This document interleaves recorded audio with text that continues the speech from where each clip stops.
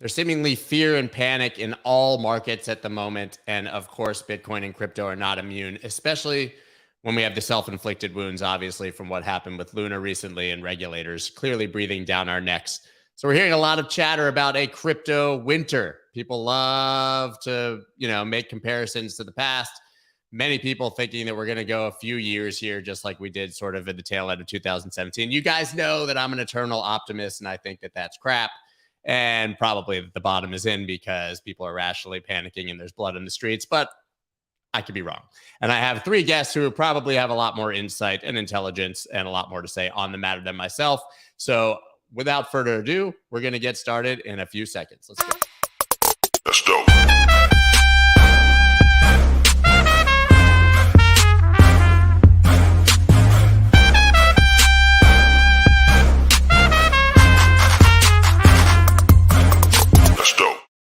What is up, everybody? I'm Scott Melker, also known as the Wolf of Wall Streets. Before we get started, I am contractually obligated to ask you to subscribe to the channel and hit the like button, or else you get kicked off YouTube. So people don't know that, but if you don't say that, they actually don't show your videos to anyone. So please, I don't know. I don't really care if you do it. I just don't want to be in violation of YouTube contract and get removed like all the other crypto people that are on this platform. So as I said, guys, a lot of conjecture as to how long this bear market, which we clearly are in, is going to last and what is going to happen. So, of course, I have the experts to discuss this topic. I have Richard Byworth, Matt Hougan, and Kantorovich. I guess we could go through all you guys' resumes and stuff, but I think by now everybody's seen your faces, of course. So we got FalconX, Bitwise, and Caerula, and Richard is always on his way to big things. So I can't wait to see what comes next for him after DigiDex. So guys, listen, I'm just going to go ahead, as I said, open discussion, pose the question. Do you think that, well, first of all, you could say we are in a crypto winter, but do you think that we are entering or going to have an extended crypto winter here? Or do you think that there's some reason or cause to be at least somewhat optimistic here? I can kick off. Go ahead. As you know, Scott, I spend a lot of my free time now running around just orange pilling people at various different levels of wealth and political influence. And I'd say in the last 48 hours, actually, I've had some of the biggest results in orange pilling and biggest turnaround, the fastest turnarounds.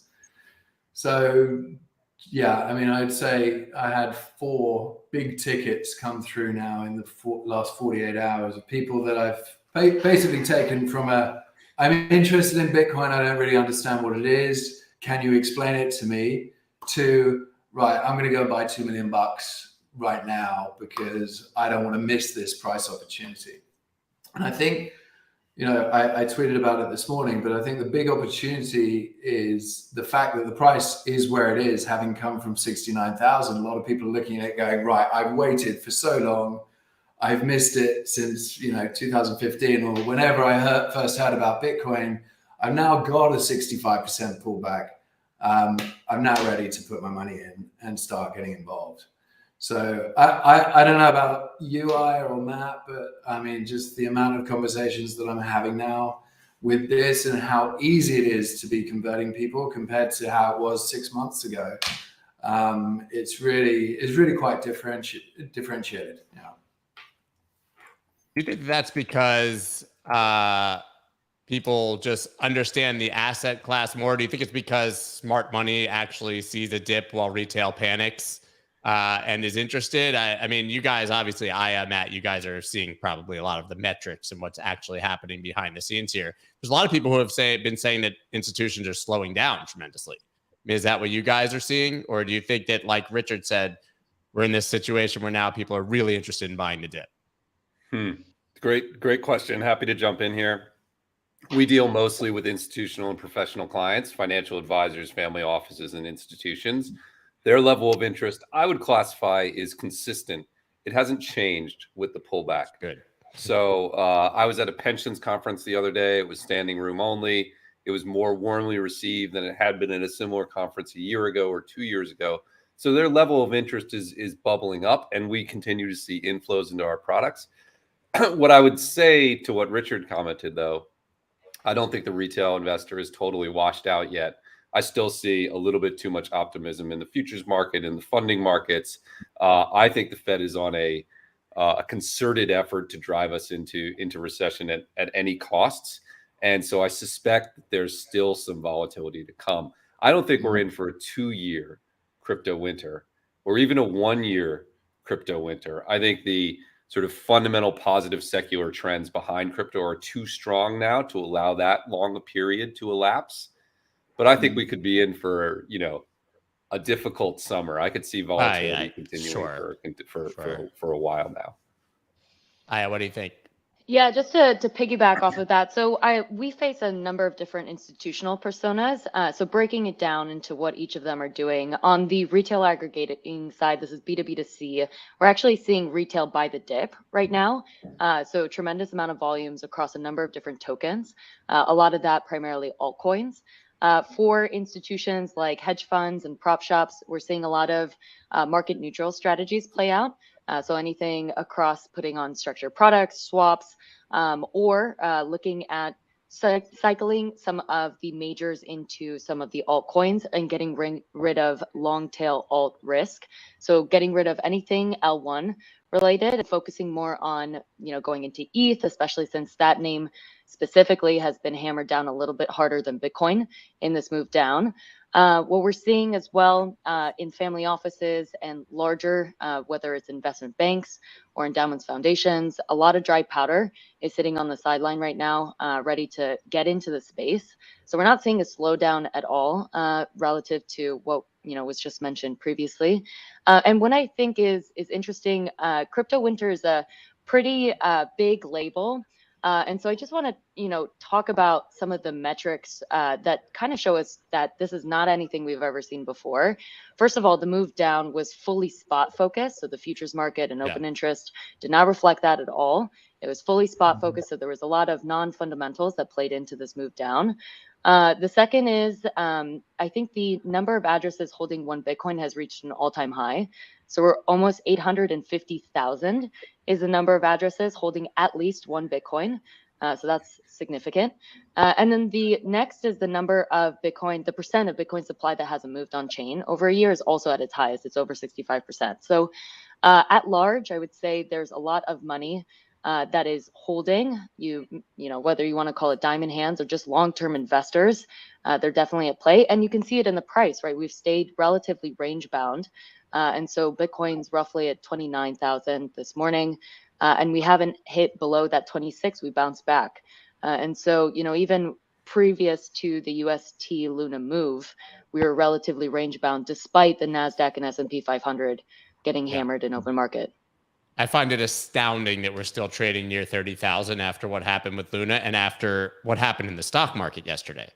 Right. I mean, I would have expected it, considering that Bitcoin has been somewhat trading like a leveraged NASDAQ product, right, that we would have seen a much bigger drop. It was one thing to see all these tech stocks dumping, in my opinion, but to see it happen to Walmart, Costco, Target, when sort of consumer confidence and buying was the case, it gives me even more confidence. I mean, I agree, Matt, we could be in for a very long summer. But I do think that the stability here is, it feels like those who really wanted to sell have puked their positions, but maybe I'm wrong. No, I actually agree with that, Scott. I think we're starting to see the early signs of stability, particularly in Bitcoin and ETH and some of the crypto equities.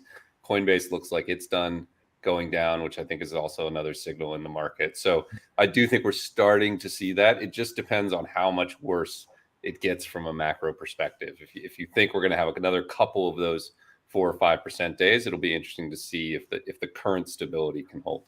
Hopefully.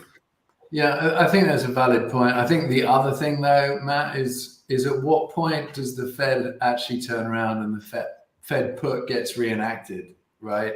It's like I was having this discussion with a couple of hedge fund guys a few days ago, and it's just like, well, yeah, you're absolutely right. Fed needs to be putting pressure on markets, needs people to stop just spanking money, punting all over the place, right? They need everybody just to calm the hell down. But right, the biggest problem they've got is, I think housing prices on average across the US are up 18%, right? And this is it's just adding to everybody's confidence just generally. Now, how much further do they need to pull the market, and what point do they push the market and actually turn around and go, okay, shit, that's too far. And I think, the guys that I was chatting with, they felt that it's probably another 20% from here is where you start actually seeing the Fed come in and being supporting the market again. Yeah. Richard, I was sorry, Scott. I was tweeting about that this morning. In the early 1970s, people think about Volcker crushing inflation, but there was actually a previous attempt before that where Burns hiked rates up to 13%, but the market and the economy puked, and he returned rates right back down because he couldn't hold the line. And I think, as you said, Richard, we're setting up for something like that. I think it could happen sooner rather than later. I don't think we really have the spine to sustain. What was Scott Minerd talking about? Minus 75% on the NASDAQ. I don't think we're going to stand up to that without Volcker had 30% debt to GDP, and now we have like 138% debt to GDP. So it's kind of this is not the same situation, I think, and I don't think they can do that. Also, I think it's really important to remember we're in election year. So no matter how shitty it gets through the summer, we're going to rip the last quarter probably. Right, because everybody. Last time I checked, politicians really like keeping their jobs. It's a great point. Point. And we have history. So every time it's been in an election year that there's been a tightening cycle, it's basically been bad for 3 quarters, and then a huge run in the 4th quarter and into the 1st quarter of the next year. I do think the pain ends, but maybe I'm wrong. Yeah. I think when we talk about coming out of this crypto winter, the combination of that and the merge on ETH, I really think that 1-2 punch could mark the catalyst of the end. So I think that's a thing worth looking at. You said people are moving into ETH and sort of killing that layer 1 narrative, which is sad for me because obviously I keep buying Solana, AVAX, and all of these coins as they continue to go down. But I'm a huge ETH bull too. But do you think that the merge is the big story? I think, to be honest, there's a lot of hesitation around whether the merge will happen this year, just given the history of the merge getting pushed consistently.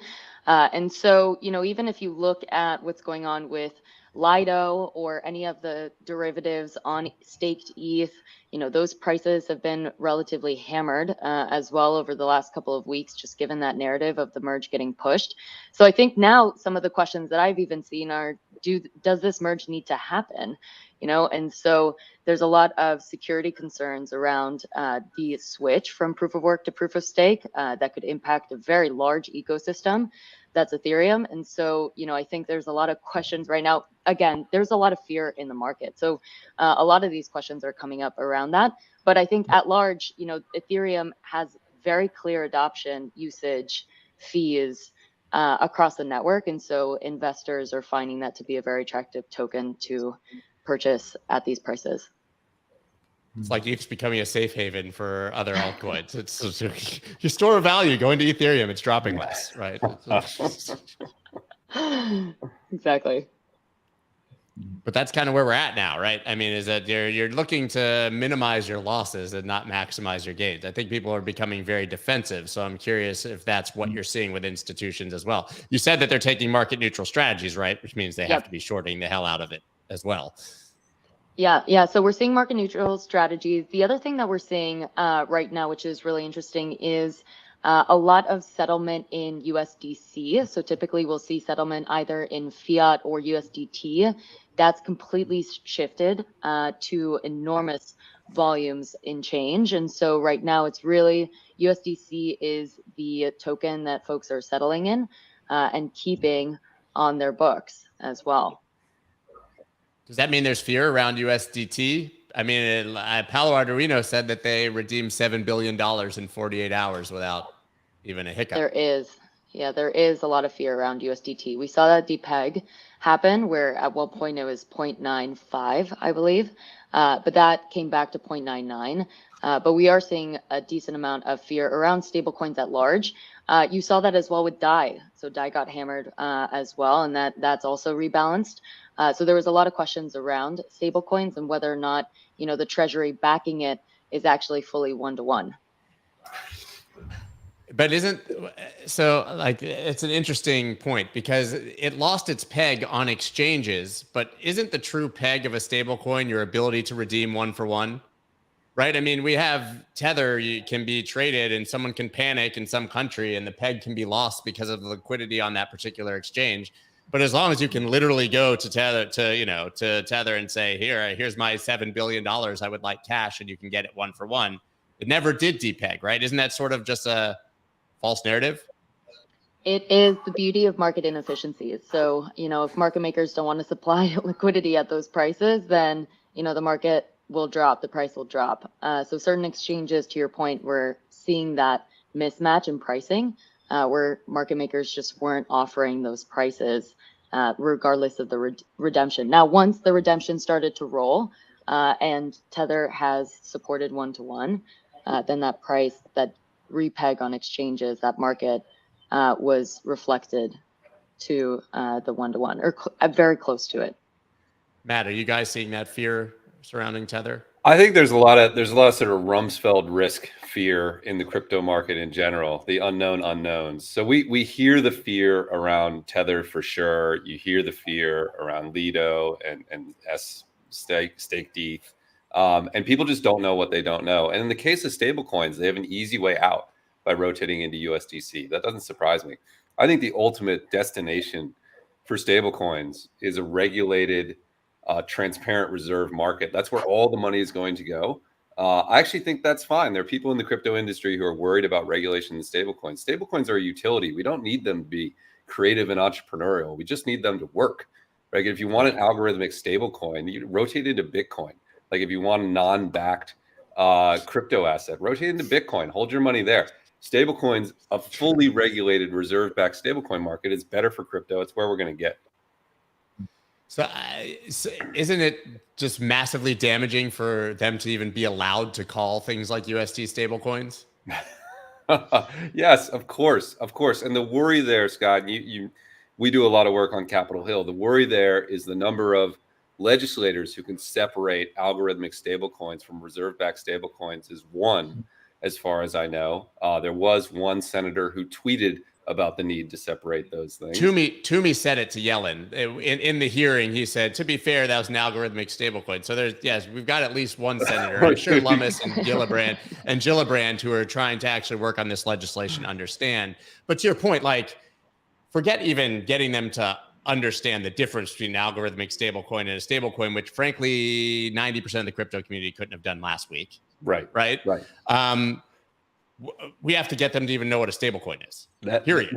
To even know what we're talking about, to even know what crypto is. That is right. And so that is the risk. And you're right, by labeling it a stablecoin, you run into this risk. You run into this narrative risk.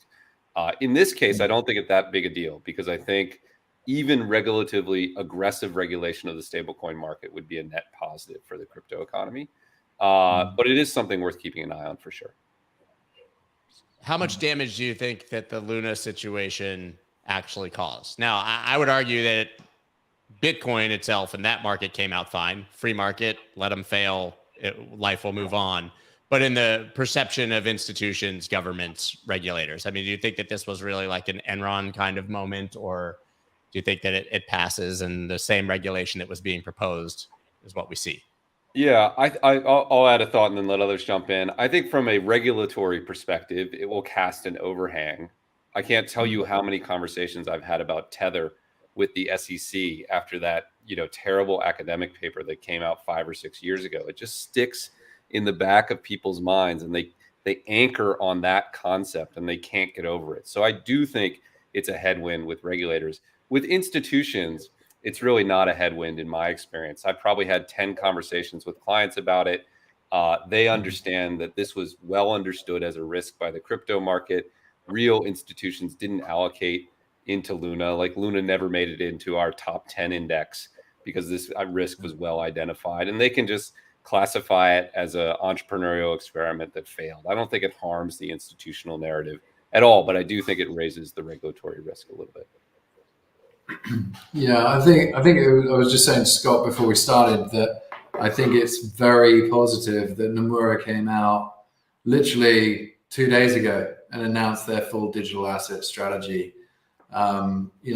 If they'd given any consideration to the Luna debacle, then that announcement would have been delayed for several weeks. I mean, I actually used to work there, and I can tell you, as a Japanese firm, they're pretty conservative, but they're also, of the Japanese firms, they're the more focused on how we're going to keep reinventing ourselves. And so, you know, this hasn't slowed them down at all. Contrarily, I have heard of a couple of institutions who have now reversed their plans for institutional adoption, but I don't think that was necessarily just about Luna. I think it was just because we've been in an extended bear cycle for whatever it is, 7-8 months now. And so they're just looking at it going, I don't think we can make money yet. And, you know, these are always the followers rather than the people that are trailblazing, right? So like the famous Goldman Sachs trading desk in 2017, right? Right at the top, Goldman's opening a trading desk. I think I think that's fair, right? They're only in it for the money. These aren't people adopting, you know, crypto native, believing in the narratives and inflation hedge and stuff. If you're a hedge fund and you're an institution, you're just coming here for profit. And that's not a bad thing. Yeah, no, absolutely. Yeah. The one thing I'd add to that is that, you know, the reason the Luna situation wasn't that large of an impact is because there wasn't that much leverage being used across Luna and UST specifically. So the market cap of Luna was roughly 60 billion for the entire ecosystem, and Anchor itself had 17 billion in total value locked. So it's still a significant amount of capital, but I think we haven't yet figured out. It's going to take roughly 2 weeks to see who was fully impacted. I think, you know, the funds are one aspect of it, but think about all of the protocols that used Anchor as a form of treasury and locked their balance sheet in Anchor in order to earn 20% yield. And I think that's far, far larger, and it's going to be much longer for us to figure out who those projects are and how, you know, how much behind they are now because of Anchor going under. And so I think that's going to be actually the larger impact. That said, you know, there's still so much venture capital in this space, and the ecosystem has been really supportive of, you know, all of the projects that were impacted by the Luna debacle. So I agree. I don't think on the institutional side, it's, you know, the narrative has been, thank goodness there wasn't leverage. But, you know, on the protocol side, I think we still haven't seen the impact just yet. Yeah. I think that's probably right. It also brings to mind another difference between this and past crypto winters, which is there is so much more resiliency in the market. I mentioned the amount of venture capital in the space, the fundamental conviction on large cap crypto assets. If we had had this size of a blow up in 2018 or in 2013, it would have been, you know, really devastating. And here we're talking about, you know, Luna, it happened a few weeks ago. There's probably still a little bit more fallout, but we're all moving on and worrying about edge cases, which I think speaks to why this winter will be significantly shorter in duration than previous winters. There's just so much more capital, resiliency, commitment, projects, adoption. It's a different market than it was 3 years ago. Yeah, I mean, you think back, and I'm going to show my age here, and I loved your comment just because it made me think of this. In 2006, Amaranth, I don't know if you've heard of them, but they were a hedge fund that basically got taken down by leverage gas trading. And they nearly brought down the entire commodities market from just a $6 billion hedge fund. And we're talking about a 60 billion protocol effectively going down with 19 billion in a DeFi platform, all getting wiped. And Bitcoin pretty much taking it in its stride. I mean, okay, sure, we lost an extra 7-8%, but still, I mean, it's just remarkable, to your point, Matt, the amount of capital that's clearly just sloshing around to be able to just take this in its stride. It's phenomenal. Not only did it take it in stride, but we can't forget that Luna actually dumped billions of dollars of Bitcoin on the market in a failed attempt to save their peg, which is massive downward selling pressure, and the price bounced. There's clearly significant demand above 25, from 25 to 30. I mean, that was clear based on the volume. And even more importantly, there's no bailout. There's no change in monetary policy. There's no like fiscal stimulus. Just keeps chugging along, right? I mean, the market just keeps going. It is incredible. It's an important number too because of miners. So specifically, anytime Bitcoin goes under 30K, specific to the network difficulty right now and the hash rate, it becomes unprofitable sometimes for certain miners to operate. And so they have to continue to sell Bitcoin. So I think that's even more reflective of the fact that we've been able to stay range bound. There was 3 billion Bitcoin that was dumped in the market in roughly like 24 to 48 hours. And then you had miner sell pressure as well too. And so, you know, combined, there was enough buy side pressure from that to keep us range bound. It's impressive. Matt, I know you had some thoughts there. No, yeah, it is impressive. I do think it speaks to a fundamental floor that's kicking in around Bitcoin, and it's just reflective of there being more participants, more types of participants, and people with longer time horizons in this space. I think that's why you're seeing that bottoming. And I agree with Aya; it was super impressive, and you know, we'll see if it holds, but it's been impressive to me. It does feel like there's been a sort of shift in a lot of people's Bitcoin maximalism, or their level of trust, I guess, in altcoins and DeFi and such. I mean, you can see that in the fact that DeFi TVL is like 60% off the top or something, right? But I am seeing a lot of people who are pretty high conviction in altcoins and in DeFi saying, I'm just going to go to Bitcoin now. Yeah. I think that's different though, Scott. Again, I think a few years ago, that was, I'm just going to get out of the market. And now it's, I have to stay allocated to the market. I'm going to rotate into Bitcoin and ETH. And maybe that's incremental progress, but it's significant progress. And I think it's a material difference.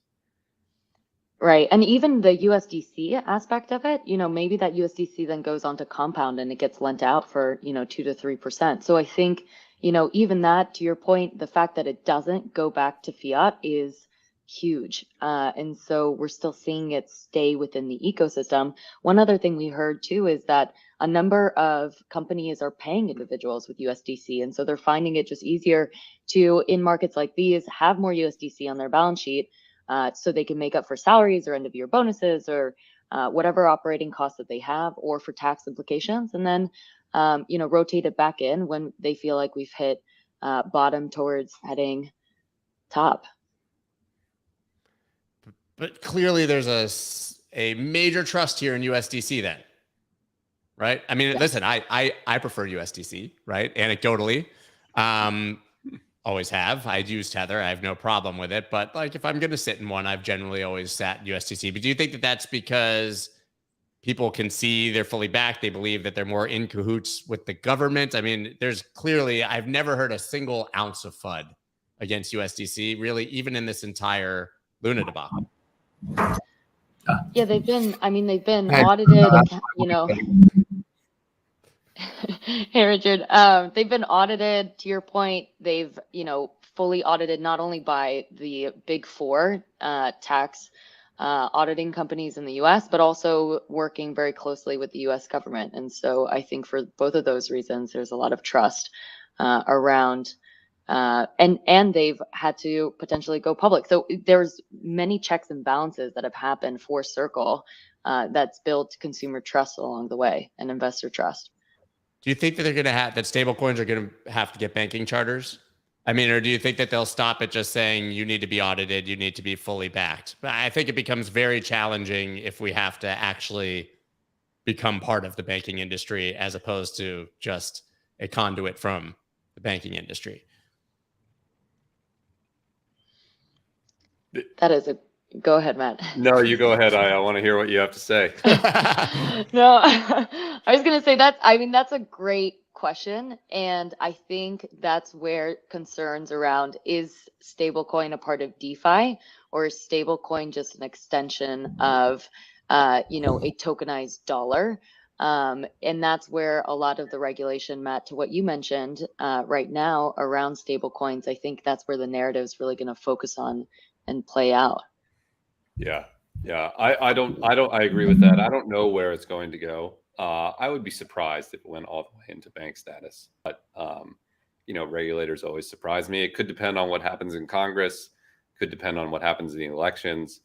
You know, I think it's just unknown at this point. Every time I talk to Caitlin Long, she just terrifies me. That's why. Go ahead, Richard. to your earlier point, though, Scott, I think the debacle with Luna potentially makes regulation push further in the wrong direction, and I think that's the risk that these sort of annoying scams, whatever you want to call them, end up impacting the industry. It's the regulators go too far. Yeah, it's one thing to be talking about the CFTC and SEC and like consumer-facing protection. It's a whole other thing if they say banks can't service the crypto industry and we have to deal with the Fed and the FDIC and the OCC, right? And then you have to have a banking charter. That becomes, to me, listen, I know none of us believe Bitcoin can be banned, but the choke point is the banks, right? I mean, we don't talk about it that much, but if you can't get your money in and out of the bank, or they close your bank account and don't tell you why, that seems to be the biggest, I don't think it'll happen, but the biggest potential problem. Yeah. And there's always issues of potential regulatory overreach, and there's accidental impacts, right? Why did Tether lose $1 billion and temporarily be under collateralized? It was because it couldn't access the traditional banking system, right? It was squeezed out from regulatory reasons. So you always have those sorts of exogenous risks. But people want stable coins. I suspect we'll end up in a relatively good place. There's widespread support, at least in certain parts of Congress, for reasonable stablecoin regulation. And I think, yeah, USDC is probably the winner coming out of this. People just have a huge amount of faith, and there's no reason to favor a less regulated, less transparent stablecoin. It's not like there is a bonus on top of that opacity. And so I think the market will just naturally gravitate in USDC's favor. I think it could be enormous. Something you mentioned that I think is worth circling back on, obviously, is this sort of long tail of risk from what happened with Anchor and who was exposed to it that we don't really know. Because there's been, I'll call it FUD because I don't know how much truth there is in it, but towards CeFi, right? The BlockFi, Celsius, all of these, I think we all know that they're exposed to platforms like this to be able to pass yield on to their customers. How transparent they are with their customers is platform to platform. I have no idea. But do you think that any of this concern around those platforms is justified? I mean, we're seeing so much FUD towards Celsius. I don't really get what's changed there. In fact, they got their money out of Luna, as far as I know, before it happened. But is that what you're talking about? Or are you just sort of talking about like maybe projects, smaller altcoin or projects that had their treasuries in there because it was a protection of their assets? Yeah, I would break it into 3 categories. The first is, any prop shop, for example, that might have taken that risk onto their books to help trade in and out of those positions. That might have been anyone who had this on their balance sheet in enormous size. That's going to be really difficult to hedge. And obviously you would have sold at loss for those. And so you'll probably start to see a lot of reports in the next month or two from prop shops in the space around losses that they've had within, around Luna. And we've seen already some statements that were made in the last week from those prop shops. For, coming from our position, at least at FalconX, being a riskless principal has never been more important. And so not, putting that risk on our books is so enormously important for this exact reason. So that's the first category. The second category, as you mentioned, are these other CeFi players. I think the biggest thing that we've seen, at least in that area, is yes, there is pain, but no one took leverage. And so, that really saved the downside risk on so many of these players. So we'll likely see the same issue that we saw with Grayscale in this very similar of these CeFi players, right? No one went out of business, but were there losses? Yes. And the yields will just disappear, right? Like with BlockFi, you'll get 0.09% up to 1 Bitcoin, and that'll be it, or whatever. Right, exactly. And so they'll have to find, and again, in general, yield farming, DeFi yield farming is not a volatility friendly, process. And so as volatility rises, that yield inherently goes down. As fear in the market rises, as the value of the assets decrease, that yield goes down. And so any DeFi yield farmer right now, or any of these yield aggregation strategies aren't, this is definitely not the peak of the returns that they've seen in the market. So to your point, all of these retail-facing applications are going to have to probably edit their yield that they can provide at least for the next quarter. And then the last are the protocols, and I would actually say those are the ones that are going to get hurt the most, because what I think is completely underserved is that most of these protocols don't have a CFO function internally. They don't have a treasury management or asset management. Maybe they're not allocated to Bitwise, and so they don't have this form of hedging their balance sheet, and that's really bad. And so if you have protocol that's had one very large raise via a DAO or token sale, and they thought that Anchor was safe because you saw some name brand support it, and suddenly you lost your entire balance sheet. I mean, that's brutal. And so I think we've seen this not just this time. We saw it again in Black Thursday 2 years ago. If you don't hire that CFO function, or if you're not hedging yourself and diversifying yourself on your balance sheet, we've seen that be the end of some of these projects. So I think that's where we'll probably see the most pain coming out of this move. Yeah, I loved all that. I think we will see more pain. I mean, one remarkable thing about the Luna event is that every single person who's commented on it sold out in Q1. I'm at the permissionless conference, and I swear all 7,000 attendees rotated out of it 2 weeks before it collapsed, which is it's a remarkable group of people. So I do think there's probably some hidden downside that people haven't disclosed that will be very real. It may be on the Dow Treasury side and people that weren't actively engaged in it, but I do suspect there may be, marginal other shoes to drop. I mean, I'm invested in Arca. Right. And they doubled down the day after it happened, and we're down on their call on Friday. Now I can talk about it. I was trying to protect myself, but now it's kind of mainstream media. I mean, when I was sat there on the call, listening to them to say, well, we're down 74% year to date and 50% since May 1st because of our Luna exposure.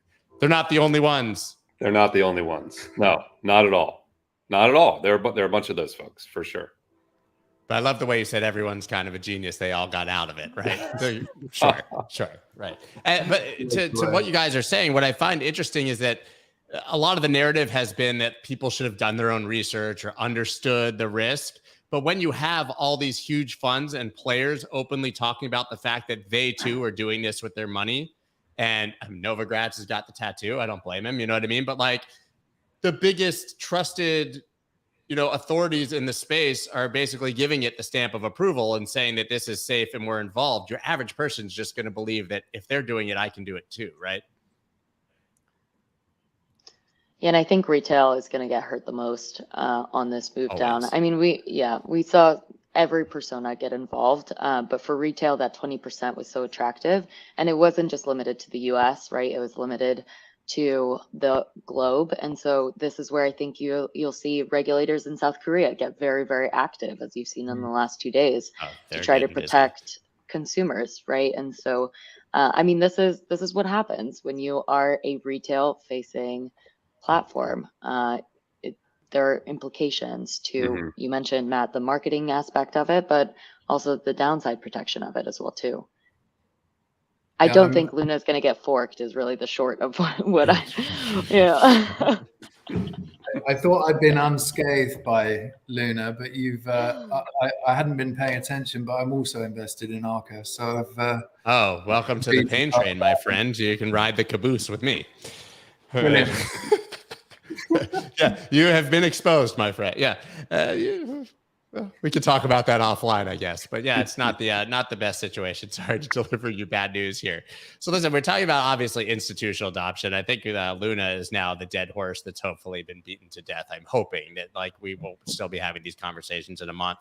Richard, I know I've told everyone the story here of how I was at the Bitcoin conference and Richard rolls up to me the first morning and casually says, "Hey, I've got the ex-president of Argentina here. Do you think you can get him into a meeting with Saylor?" And 3 hours later, Macri was at Saylor's house with Richard, and it was you have 29 minutes, and Macri left 30 minutes later and said, "This guy is a prophet," right? And literally, I think you were there. You could tell the story, but nobody got a word in edgewise, right? No, I mean, it was just a single 30-minute diatribe from Michael. It was phenomenal. I mean, obviously, we've all listened to Michael speak, but it was just phenomenal seeing him speaking to a world leader with just being able to refine everything that he talks about into a single half-hour conversation. I mean, it was really quite remarkable. And yeah, thanks again for that, by the way. Well, no, but yeah, you're welcome. I just made a call the guy to the guy. But I mean, we had El Salvador happened last year. We've had the Central African Republic now, but we haven't really seen sort of the domino effect, much like we never saw the institutional treasury domino effect from Bitcoin after Tesla and MicroStrategy. So I know you're still having those conversations, but do you think that that's still all in play? Or do you think once again, now it's everyone's a bear, everything's bad, and nations aren't interested in this asset? No, I mean, I don't know how many of you were at the Bitcoin conference, but I mean, for me, that Bitcoin is Freedom panel hosted by Gladstein was just crazy. It was mind blowing. The video at the beginning. Yeah. I've been in the industry for over 5 years now, and that was really a mind blowing presentation. Hearing from the girl from North Korea, and also what was going on in the Central African Republic, but also what's going on in Palestine, and how Bitcoin is being used to help all these countries and these people. And I think Latin America is particularly a place where this is a really important technology. And Argentina now has 55% inflation this year. I mean, that is just so destructive. And we're going down the same path as we've been down with Argentina many times. They've just accepted another bailout from the IMF. I think everybody's aware that the IMF stipulated that they want to make sure that they're not encouraging propagation of Bitcoin in the country. And so Argentina shut down the capability of those two banks to start offering Bitcoin services. But as you know, I mean, I spent time in Costa Rica. There's an amazing project down there on the Pacific coast called the Bitcoin Jungle, very similar to the Bitcoin Beach. I spent some time with the guys down there. They're now formulating this strategy to going to government and saying, this is why. They've already managed to onboard about 35 businesses down in that region to accepting Bitcoin over the Lightning Network. And this is obviously how it started in El Salvador. And I think that there are a number of countries where new leaders coming in are seeing the benefits that are already being accrued to places like El Salvador. But I think actually what's going to be really important to watch is what happens with the Central African Republic, because obviously, I learned at that Bitcoin is Freedom that these guys have been dealing with a currency that is completely fabricated and controlled by the French to keep them essentially enslaved and get priority access to their resources, which is just a ridiculous situation that we're still living in what I always felt was a post-colonialized world. But now looking at that, I think that's going to be very interesting to see how it plays out, how the French deal with that, but also Latin American countries looking at that. I don't know if everyone saw, but El Salvador hosted 44 different countries in the last 48 hours to talk to them about what it's been like moving to a Bitcoin standard and how it can help their population. So I think that's absolutely fascinating. There's a lot to be done, and that chance meeting that we ended up having with the former Prime Minister of Argentina actually will help lead to a lot of other meetings, because the advisors that attended that meeting are actually advisors to countries like Costa Rica, Paraguay, Chile, as well as Peru. So there's some really big, important countries that we're effectively watching on that conversation as well. I'm going to do all I can to assist and push things forward in that space. Amazing. I would add, Scott, you mentioned there hasn't been like this cavalcade of corporate adoption or company adoption. Another way of framing it is there's been no steps backwards. No one who has crossed over that line has taken a step backward. And that's been the history of Bitcoin over the last 10 years. People step over the line and then they're there and they build from there. And I think that's an equally important framing as whether there've been, the next 10, those will come. As Richard said, those will come, they're coming, they're building, but there's been no retracement. I think it's a really important fact. I mean, it's also interesting to say that, I mean, the money may not have gone into treasuries of Bitcoin, but we have seen tens of billions of dollars in venture capital pouring into the crypto space. It just didn't necessarily go exactly where we expected. Yeah. 33 billion, 5-6% of all venture capital in the US last year was crypto oriented. And then Q1 was even bigger than that. And I don't think that trend is going to slow down. What, A16 just raised a 600 million crypto gaming fund. We don't see any slowdown in the VC train at all. Yeah, and that's global too, right? If you look at how much of the country adoption is relative to the user adoption first, Nigeria, I think, increased from 24% to 35% of crypto adoption in the last 6 months, which is insane. And then Southeast Asia has some of the highest adoption at large. The Philippines, it's like 1 in 5 people in the Philippines use crypto through coins.ph. So it's huge. But the conversations, Richard, that you're having are, you know, even more important to make sure that it's more global. Yeah, the IMF is scary. Argentina was the next one, right? I mean, everybody thought Argentina was coming next. Hyperinflation, they got it. There was already this sort of groundswell from the people, and the IMF literally just came in and said, "Here's your predatory loan, and we're putting you out of business if you accept Bitcoin." That's problematic. Yeah, I mean, look, the IMF are genuinely concerned about their place in a post-Bitcoin world. I think the stats that you're throwing around, including the nationwide retail adoption, just when you put all of it together, it's just like, how on earth is Bitcoin so cheap? I just don't get it. Valid question. I love that question. It is remarkable to see the IMF, the degree to which they recoil from Bitcoin. It's really sort of shocking that it raises to that level for them, and that they're so aggressively against it with these incredibly harsh draconian style approaches to it. It's telling to the extent, as you said, Richard, that they feel threatened as they look ahead into the future. Yeah, I mean, it's right. First they ignore you. Then they laugh at you. Then they fight you. Then you win, right? And we're clearly at the fight you phase, you know. And I think that they were very passively ignoring until El Salvador. It's just what they didn't. I don't think like an agency like World Bank, IMF, even believed that there was going to be any nation state adoption or that this would get as big as it has. Figure they could just ignore it away.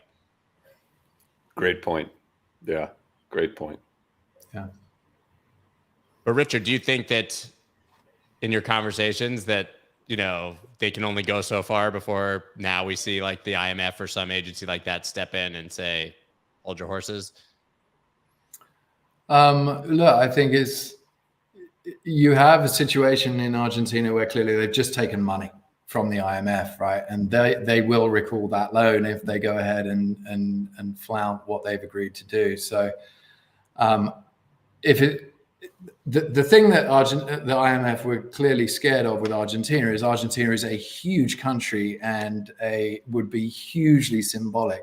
With El Salvador and, you know, other smaller Central African republics, you know, that can continue to be ignored. If you start to see, as you rightly said, you know, Argentina clearly was likely to be the next. And they had to put a stop to that, because otherwise it was just it would have just been a house of cards. The whole domino set would have fallen. So I think, that's why they were so urgently making sure that Argentina put an absolute stop to things. I mean, El Salvador also uses the dollar as their main currency, which is a huge differentiator, I would say. It's very easy to come in and destroy the currency of another country, but it's not like the United States could step in and destroy the dollar in El Salvador. So El Salvador may actually be one of these rare use cases where they could do this more, well, we'll call it easily, because obviously there's a lot of friction, but more easily than a lot of other countries. Yeah, I think the volcano bond, as and when it does get issued, is going to be a very important part of this process, because it will allow other nations to see how they can actually build infrastructure, sort of why they would originally be taking debt from the IMF, they can build their infrastructure and actually have, you know, a way to be attracting investment into their country.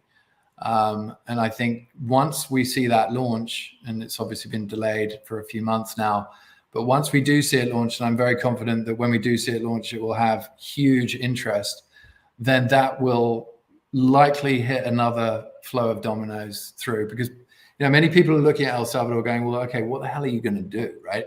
Like, how are you going to survive without the IMF? So once they can put this financing structure in place, then that will really, I think, be a very important moment. It'll be a moment that, you know, we're talking about in other countries as and when.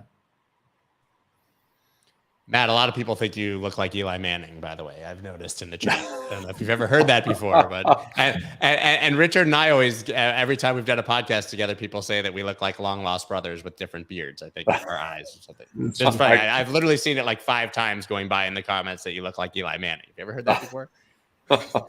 I guess I'll take it. You know, world-class QB. Could be worse. We can't all be Tom Brady. So I'll roll with it. Yeah, unfortunately true. So listen, I think that we have a few minutes left, and I think it's important maybe to focus not so much on the negative winter and all these bad things that have been happening.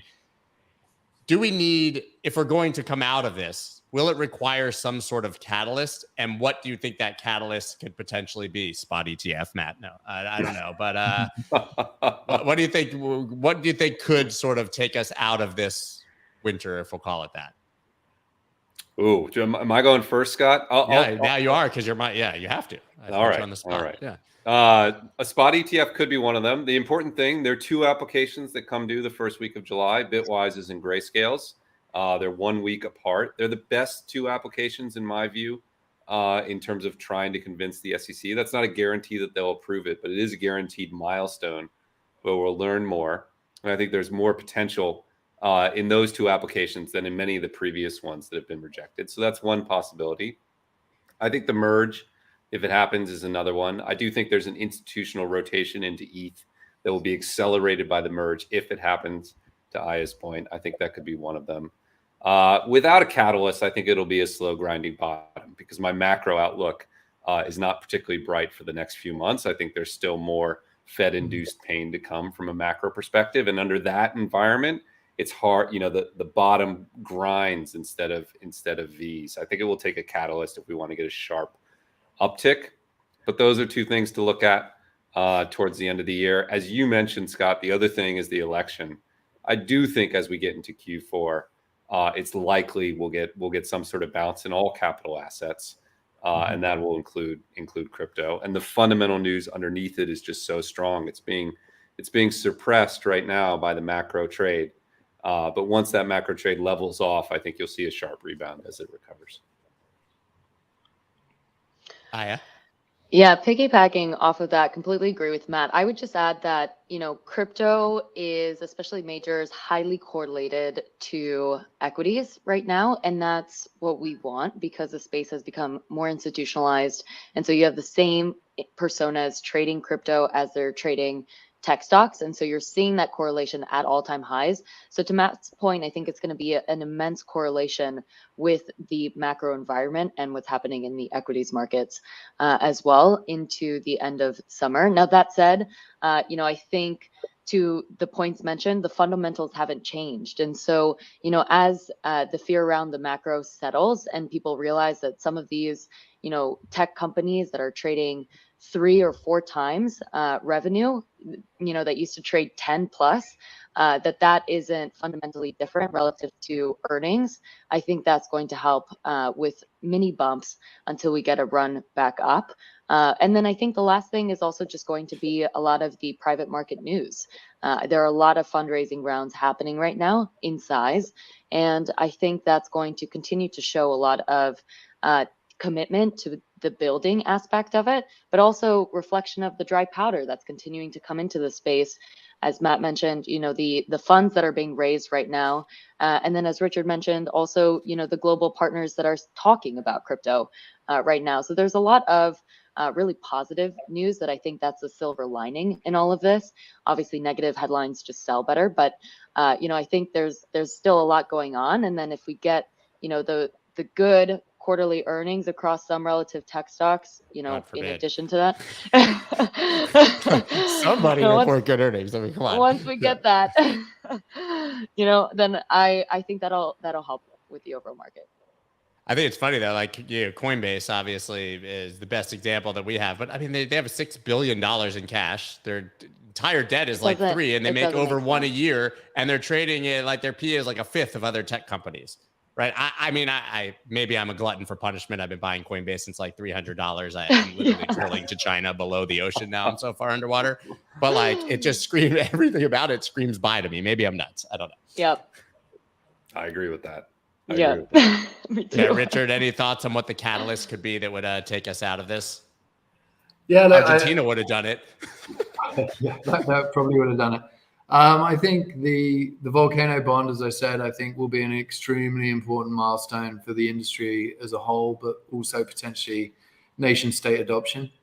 I think that actually I was very surprised with what happened around, you know, the freezing of Russian assets, the Canadian truckers, all of this, that we didn't actually see a lot more people wake up and say, you know what, I need Bitcoin. And again, I think it just comes back to, you know, the job we all do every day with just orange pilling everyone we speak to.